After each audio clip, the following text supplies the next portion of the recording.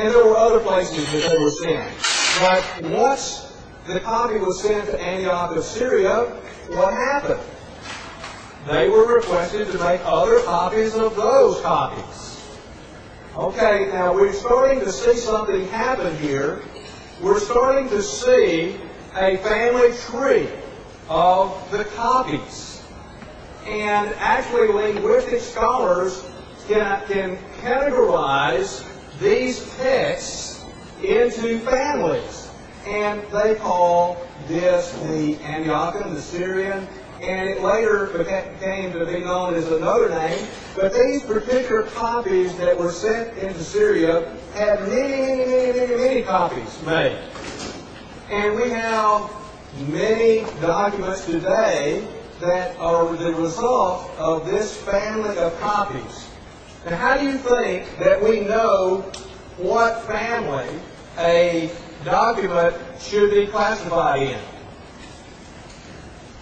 Well, there were certain scribal practices that these people that copied the original ones in that area employed.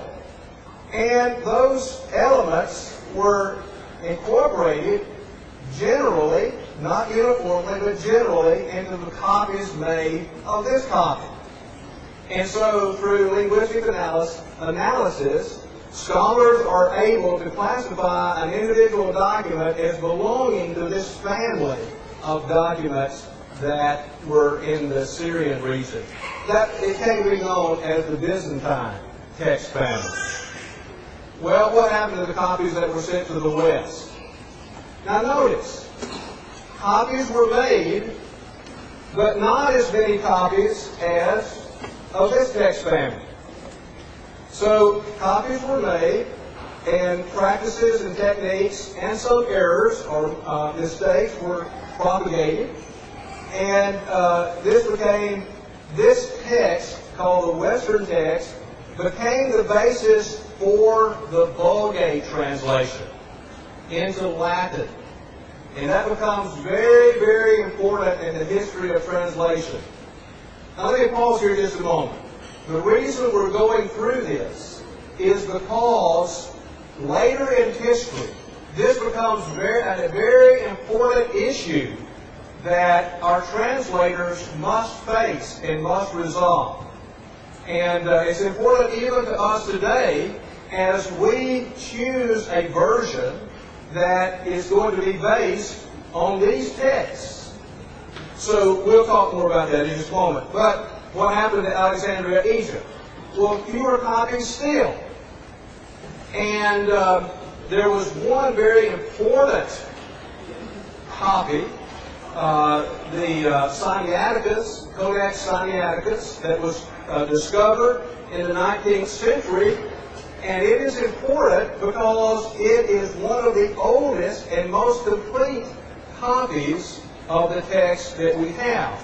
Now the question becomes, and we'll again develop this in just a moment, is the fact that it's older, does that automatically make it better? And so that's a question that we have to wrestle with. And it's a challenge to translators and a challenge to us today. Now, we have, and the number varies, it continues to fluctuate, we have over 5,600 texts or manuscripts of the New Testament in Greek. Now, please, let me do something that hopefully will not disturb you. But we, as hopefully somewhat intelligent Christians, should not seek to overstate our case. Now let me say this, we have this wonderful array of manuscripts, but many of them are nowhere near complete. We have some that only contain a verse or part of a verse or a few verses. To be honest, can I be honest with you a moment? When I went to see the Dead Sea Scroll exhibit for the first time, I was expecting to see these large scrolls from the Dead Sea caves. And those of you that have seen them have seen that they're talking, that what's on display is just a tiny fragment. Now, those are still extremely important because they give evidence that the Word of God existed and was being transmitted, and even their testimony of these slightest ones give evidence of the integrity of the text. But I just wanted to throw out that caveat. We don't need to go around and boasting to unbelievers that we have this huge array of texts. And in our minds, we're thinking that all of them have a complete New Testament. That's simply not the case. However, we have enough evidence to show what needs to be shown. And that is that the errors are not significant. And statistically, the problems with the text are minor. Okay. 85 to 95% of these texts that we have, the manuscripts that we have, are from the Byzantine text type. Now, isn't that interesting? Why the variation between 85 and 95%? I just gave you the answer. Because some of them are so fragmentary that we can't tell which text. There's not enough evidence there for us to classify them precisely into a textual family. But the overwhelming majority of the texts that we possess are from the Byzantine text family. Now, we've already mentioned, however, that the oldest of the manuscripts are from the Alexandrian text family. So can you start to see probably some of the things that are going to be issues in translation? Well, let's look at the history of text usage. The Roman Catholic texts, theirs has varied much less over the years than have the Protestants or the evangelical community. Their adherence to Jerome's Latin Vulgate translation of the early 5th century has continued to this very day. And so they look to that as authoritative. Not the case in the Western non-Catholic Christian community.